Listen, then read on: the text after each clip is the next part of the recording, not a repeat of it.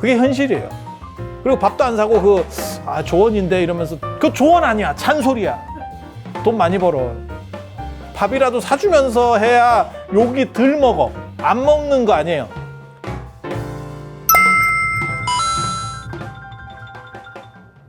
여러분 주변에 그런 사람이 있어요? 애를 가지고 나서 임신하고서 애 낳고 난 뒤에 성격이 바뀌었다.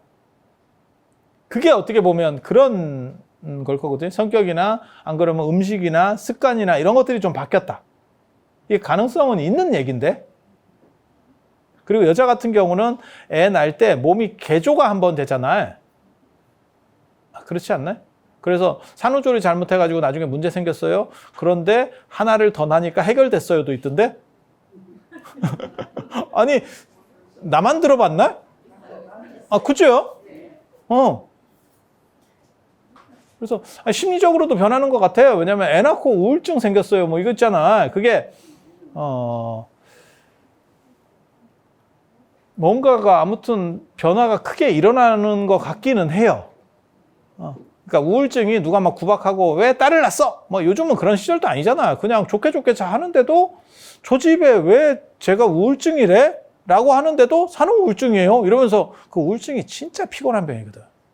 옆에서 볼 때는 멀쩡한데 사람이 이렇게 다운되면 자꾸 막 자살 충동을 일으키고 거기도 아마 우울증 심한 사람은 아파트에 또 방범창 달아야 될걸?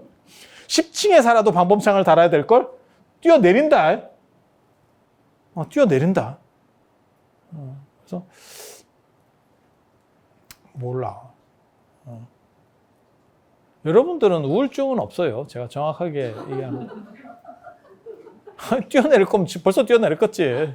지금까지 안 뛰어내리는데 여러분들이 뛰어내리는 거는 둘 중에 하나지. 실족이거나 안 그러면 베란다에서 그 빨래 털다가 너무 세게 털면 딸려간다. 옛날에 힘 있을 때처럼 털면 안 돼. 그러다가 잘못하면 이불과 같이 그 신바트가 될 수 있어. 3초 신바트 잠깐 그 이불에 이렇게 탔다가 이게 신바트 아무나 하는 게 아니구나 라는 생각을 하게 되겠지. 그거 진짜 조심하셔야 돼요. 베란다에 그 털다. 그리고 사실 털면 안 돼요. 미안한 얘기인데. 그게 에티켓이거든. 밑에 집에 문 열어놓고 뭐 이럴 수도 있는데 위에서 털어버리면 집 진드기를 내가 전 아파트에 다 고루 유포시키겠다라고 하는 집 진드기 전도사일 수도 있잖아. 그래서 불교적으로는 외부에서 들어온 거기 때문에 태몽의 비율이 훨씬 커지는 거예요. 안에서 만들어지는 것보다 이게 에너지가 훨씬 강력한 거예요. 그래서 태몽 문화는 내가 보기에는 동아시아에서 태몽이라고 하는 것이 강조되는 거는 불교랑 크게 관련이 있을 거다라는 생각을 해요. 완전히 조사한 건 아닙니다. 통밥상 굴려봤을 때 답은 그렇게 나와.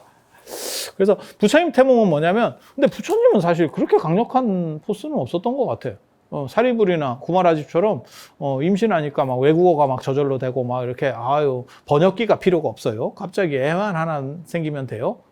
그럼 외국 다닐 때도 훨씬 편하겠다. 그치? 공부할 필요도 없잖아. 애만 낳고. 낳고 나서 그러면 낳고 나면 그러면 그 능력이 없어지는데 또 만들면 되잖아. 흥부 엄마처럼.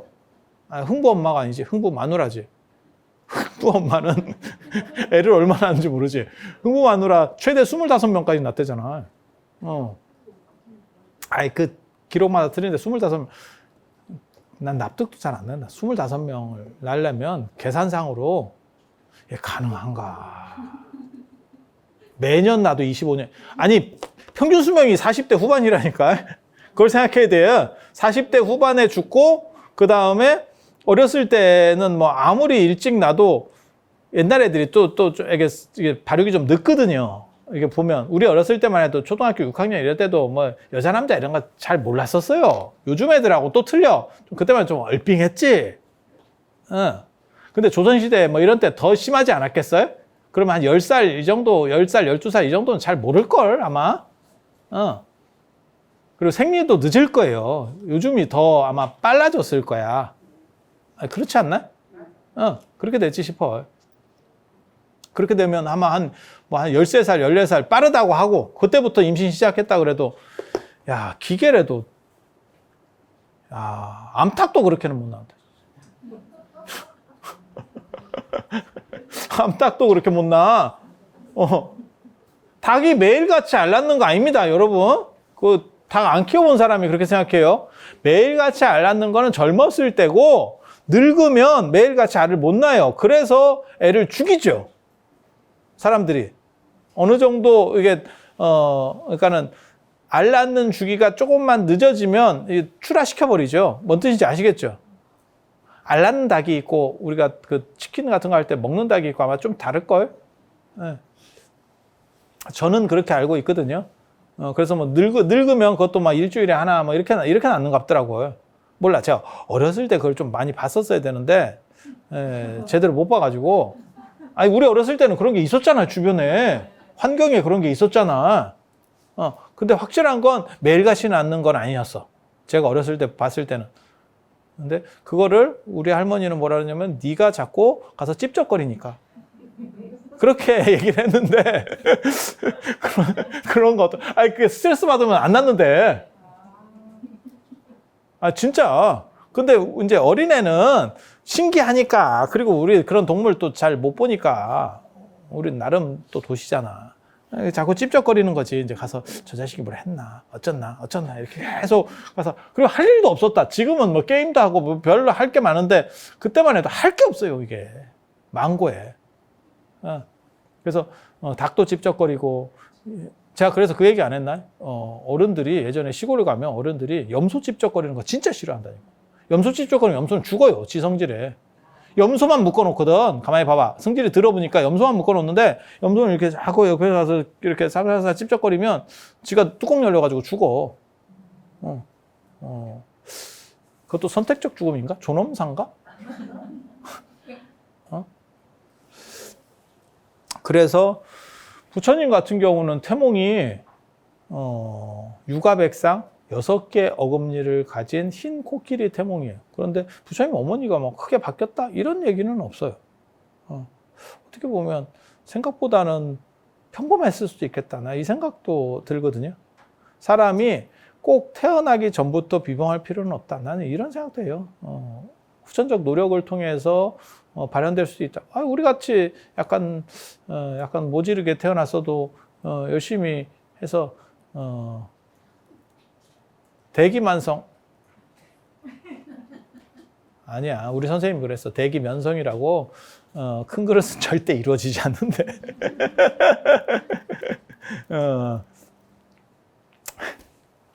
그래서 죽을 때 다 돼가지고 지금까지 안 됐는데 뭐가 되겠어요.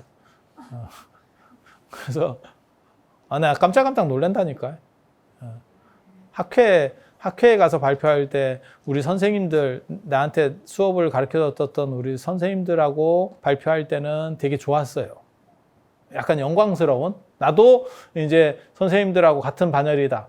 그러다가 이제 사람들이 바뀌어가면서 우리 선배들이랑 같이 발표를 했어. 그래도 아이씨, 다 나보다 선배니까. 그러다가 내 후배가 들어오는 걸 보고, 야, 씨, 이거 갈참인데? 이런 생각이 갑자기 훅 들었거든? 저놈이 나랑 같이 발표를 한다고? 저 코찔찔이가? 저게 저만큼 컸어? 이런 생각이 들 때, 이제 상태가 메롱이 되는 거죠. 절에서도 마찬가지예요. 절에서도. 대부분 우리 선배들이랑 같이 뭔가를 했었는데, 어느 순간에 밑에서 사람들이 이렇게 치고 올라와. 깝깝하지? 이제 갈 때 된 거지? 내가 그런 생각했었는데, 야, 저 사람은 굳이 이런 자리에 나와야 되나? 나 이런 생각도 했었거든. 연세 많으신 선생님들, 정년퇴직하시고 70대 중반인데, 저 뭐하러 나오노? 인사 받으려고 나오나? 그러니까 심심하니까 나온 거예요. 정확하게 보면. 근데 우리는 그렇게 생각했지. 또 지금 그렇게 생각하는 건 아니에요. 지금은 이해가 되는데 그때만 하더라도 젊었을 때 그때만 하더라도 저 노인네들 굳이 나와가지고 별로 도움도 안 되면서 꼰대짓 그리고 꼭 질문을 해도 이상한 잔소리 같은 거 해. 훈시를 해. 아니 나한테 하는 건 아닌데 분위기가 오히려 안 좋아져요. 그래서 저런 노인네들은 그냥 집에 있지 뭐 한다고 나왔대. 근데 지금 생각해 보니까 할 일이 없어 집에서. 그래서 그냥 요즘 뭐 하는 거 이러면서 이제 보면 이제 또 이제 다 후배들은 또 와서 인사라도 한 번씩 해야 되고 뭐 이렇게 되는 거야. 그리고 또 이제 경제력이 안 좋으니까 뭐 밥을 사는 것도 아니고 그러니까 피곤한 거지. 예. 밑에 사람들 입장에서는 피곤한 거지. 예. 안 오는 게 좋겠는데 이렇게. 참 싸가지 없는 생각이었습니다. 내가 그러고 있는 게 아닌가라는 생각을 지금 하고 있어. 아, 이건 이제 난데 조심해야겠는데 이렇게. 그리고 그 생각을 하거든. 내가 돈 많이 벌어야겠다. 이 생각에. 내가 밥이라도 사야 나 같이 생각하는 놈이 없어져. 밥도 안 사고 거기서 이제 덕담해준다고. 자기는 덕담인데 그게 쓸모없는 덕담이야. 그리고 자기는 되게 많이 한다고 생각해. 근데 그거는 그 시대에 많이 한 거야. 정확하게 말하면.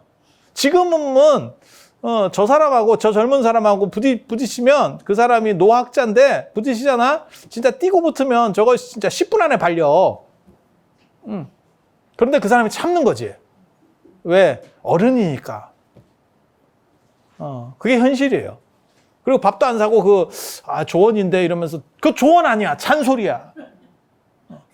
여러분도 조심하셔야 돼. 꼭 내 일만은 아니야. 여러분도 그 상황에 처할 수 있어. 돈 많이 벌어. 그래서 밥이라도 사주면서 해야 욕이 덜 먹어. 안 먹는 거 아니에요. 밥을 사줘서 돈으로 미장이라도 해야 욕을 덜 먹는 거지. 안 먹는 건 절대 아닙니다. 욕은 계속 먹어. 언제까지? 숨 쉬고 있는 한. 슬퍼. 그래서 부처님 같은 경우는 저 태몽이 육아백상이에요. 흰색 코끼리. 인도에는 토템이 3가지거든요. 이제 개표적 토템이 그게 사자 토템, 그 다음에 킹코브라, 뱀, 용이에요. 용이라고 번역이 돼요. 중국에서는 용이라고 번역. 근데 코브라 중에 대장, 코브라 토템. 그 다음에 이 코끼리. 다 그냥 딱 들어봐도 세니까. 그리고 이 코끼리 중에서 일반 코끼리, 회색 코끼리 말고 흰색 코끼리는 일반 코끼리의 100만 배의 능력을 가지고 있다. 그냥 상상이에요, 상상. 우리 식으로 말하면 백호 같은 애들이에요.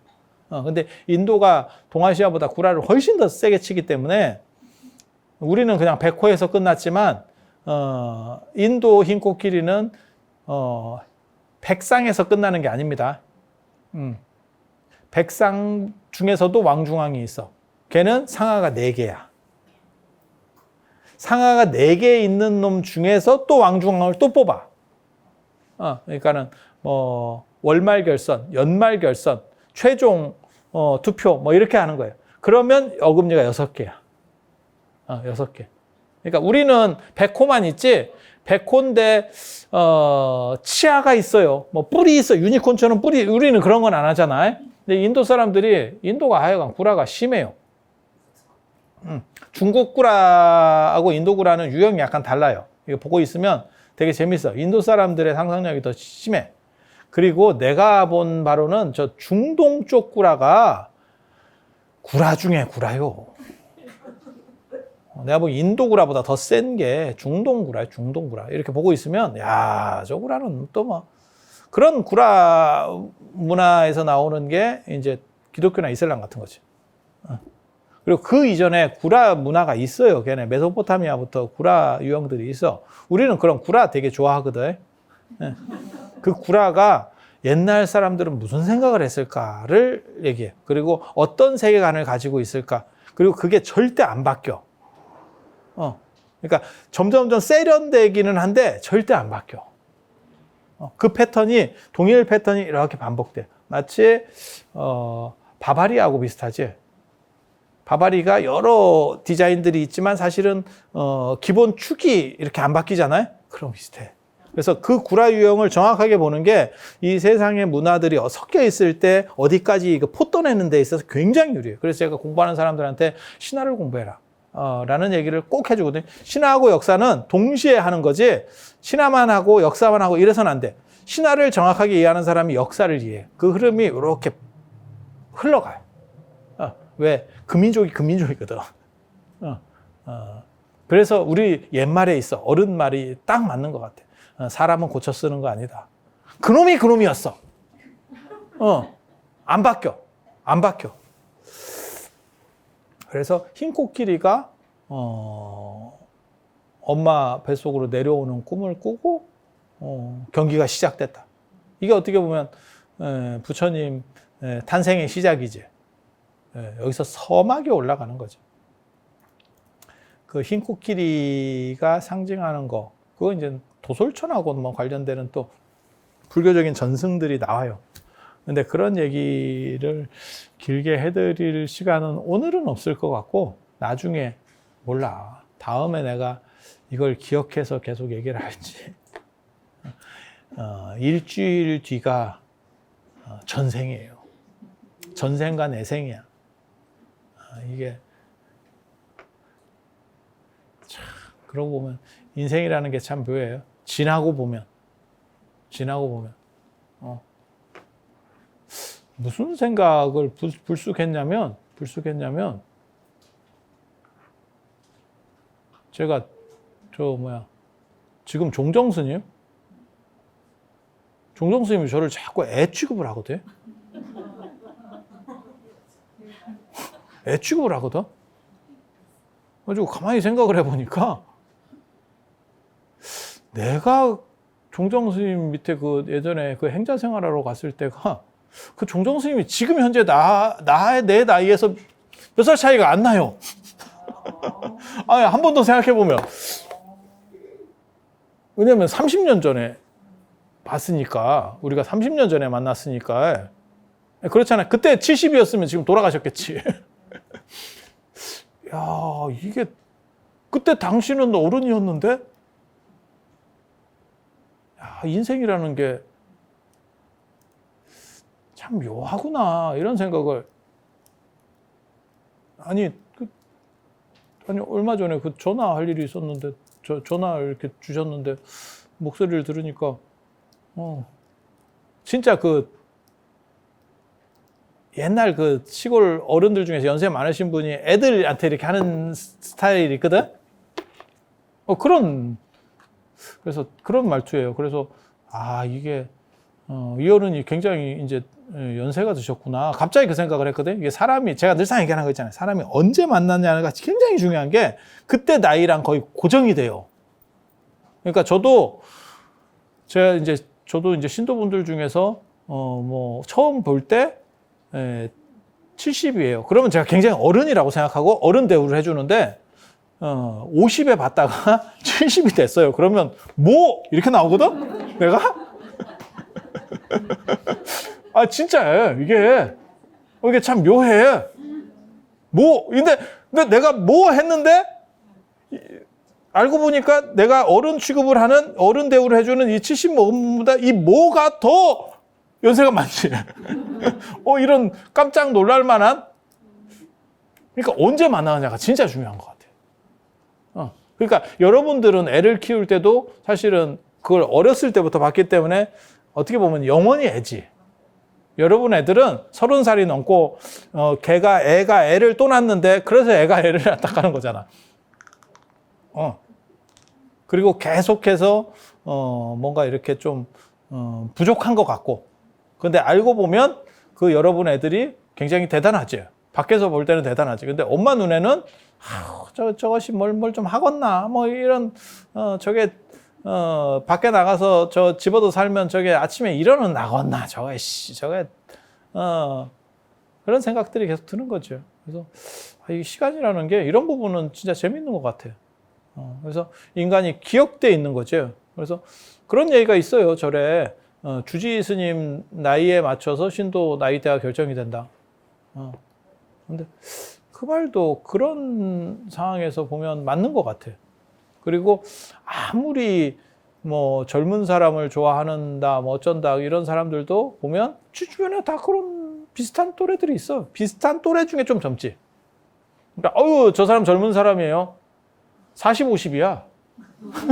이게. 야, 걔가 왜 젊어? 걔 갈 때 됐는데. 젊은 사람이야 한데 노안이야. 야, 이거 참 슬프지. 그래서 요즘 그런 생각을 하고 있어요. 인생을 정리할 때인 것 같다. 이제 몇 년이나 하다가 갈란가. 그래서 여러분이나 저나 다 같이 가는 나이에 서로 더불어서 함께 즐겁게 갈 수 있도록. 손잡고는 안 가. 귀찮아. 그러고 보면 어렸을 때는 참 어깨동무라는 개념이 있었는데 지금은 어깨동무 하는 시절도 아니고 어깨동무 안 해봤어요? 책도 있었는데 우리 그 소년동화 뭐 이런 어깨동무. 그때는 그런 동무라는 표현이 북한 때문에 많이 없어진 표현인데 동무라는 표현을 상당히 많이 썼었죠. 우리는 어깨동무 언제 했는지 아세요? 벌 받을 때. 단체로 앉았다 일어날 때, 야, 어깨동무하고, 하고, 앉았다 일어나, 야, 100번! 이러면, 이런 거 했었어. 자, 그래서 여러분들하고 어깨동무 하기는 힘들고, 여러분들은 짧기 때문에 어깨동무 하면 내가 훨씬 힘들어요. 그래서, 아무튼, 재밌게 잘 행복하게 지낼 수 있도록 바람하지 않으면서 다음 주에 또 뵐 수 있도록 그렇게 하겠습니다. 자, 들어주셔서 감사합니다.